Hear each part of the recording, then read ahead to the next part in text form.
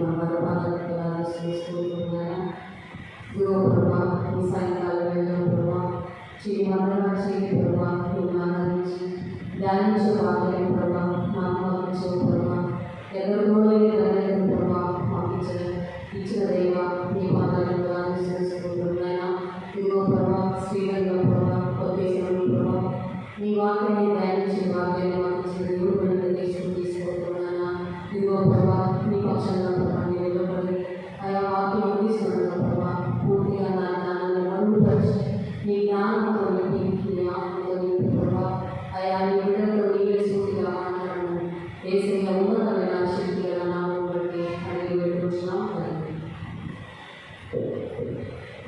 మనము చదవబడిన వాక్య భాగంలో నుంచి ఆదికాండము 41వ అధ్యాయము 45వ వచనం మనం చదవగా ఉన్నాము.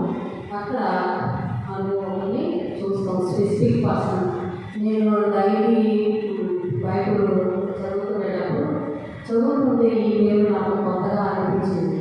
ఇది జీవకాలంలో ఈమె గురించి 3 సార్లు ప్రస్తావించడం అనేది జరిగింది. ఆమె పేరు యోసేపు వారి యొక్క ఆశ్రయతగా. ఈరోజు మనము ఆమె యొక్క గుణలక్షణాల గురించి పరిశుద్ధాత్మ దేవుడు ఎందుకు మరి ఒక అన్ని వారు అయినప్పటికీ కూడా పరిశుద్ధాత్మ దేవుడు ఎందుకు జీవగ్రంథంలో ఏమి పేరు లెక్కించాలో మనం కొద్దిసేపు ధ్యానించాలి. అందుకంటే ముందుగా యోసేపు గారి గురించి మనము ధ్యానం చేసినట్లయితే ఈ ముందు భాగాలన్నింటిలో అధ్యాయాలన్నింటిలో అయితే యోసేపు గారి జీవితం అంతా కష్టాలే. అదేవిధంగా ఎన్నో శ్రమలు, సొంత ఇంటి వారే అన్నదమ్ములై అతను మోసం చేశారు, అసూయ పడ్డారు, అతని మీద ద్రోహం చేశారు, చెరసాల జీవితాలు అనుభవించారు.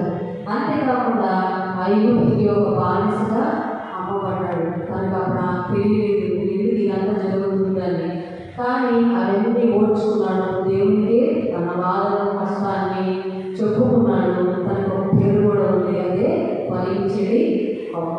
అన్ని కష్టాలు, రోగాలు, చెరసాల జీవితాన్ని, బాధల్ని అనుభవించాడు కాబట్టి అతనికి ఫలించేది కొమ్మ అనే జీవగ్రంథంలో పరిశుద్ధాత్మ దేవుడు మనకి తెలియపరుస్తున్నాడు.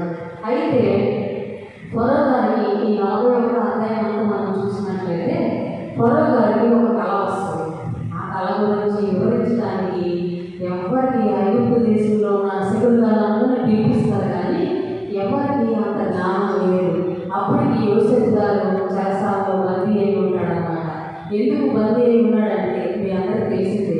పోతీఫర్ యొక్క భార్య అన్ని కోరుకున్నప్పుడు తను యవనస్తుడు అయినప్పటికీ కూడా తన కోరికలను పక్కన పెట్టి తన వైవస్త్రాన్ని కూడా విడిచిపెట్టేసేసి తన యవ్వనాన్ని కాపాడుకొని దేవుడి కొరకు నీతిగా బతికినందుకు చెరసాలలో వేశారు.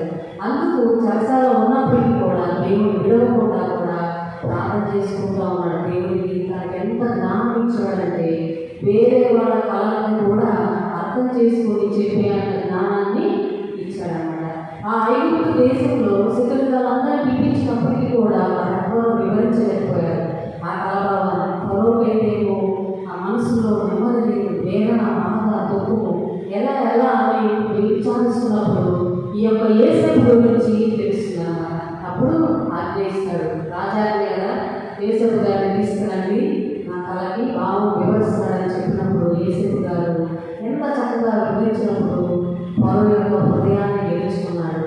ఆ యొక్క ఐగుప్తు దేశానికి ప్రధానమంత్రిగా చేయబడ్డాడు. అక్కడ తన ఆశీర్వాదము స్టార్ట్ అయ్యింది. ఫరో గారి అతనికి ఒక పేరు పెడతాడు. ఏమని? జఫ్నత లేవు, అనగా కళలకు అర్థం చెప్పేవాడా అని అర్థం అన్నమాట. అంత గొప్ప ధన్యతను ఆ బిడ్డ పొందుకున్నాడు. ఎందుకు అంటే దేవుని పాదాలు పట్టుకున్నాడు. తన అన్నను మోసం చేసినప్పటికీ, బాధ పెట్టినప్పటికీ కూడా ఎక్కడ కూడా పడిపోకుండా దేవుని పాదాలు పట్టుకున్నాడు. కాబట్టి అంతటి అధికారం అక్కడికి వచ్చినట్టు పరిశుద్ధ లేఖనం ద్వారా తెలిసింది. అయితే ఓరు యొక్క మహాపట్టణం అన్నమాట. ఆ పట్టణంలో యాజకుడైన పోతీఫెర కుమార్తెకి ఆశను పిలిచి ఆయన ఫరో గారే వివాహం చేస్తాడు. కానీ ఫరో గారు అనుకుంటే ఆ దేశంలో చాలామంది అందమైన వాళ్ళు ఉండొచ్చు, చాలామంది చదువుకున్న వాళ్ళు ఉండొచ్చు, కానీ ఆమెనే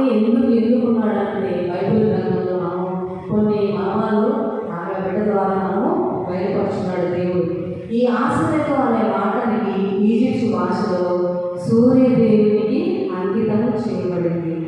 gift of the sun god అని అర్థము. అంటే సూర్యదేవునికి దానం లేదా ఈజిప్టు జ్ఞాన దేవత అనే అర్థం కూడా మనకు చరిత్ర చెబుతుంది. ఈ ఆశ్రయ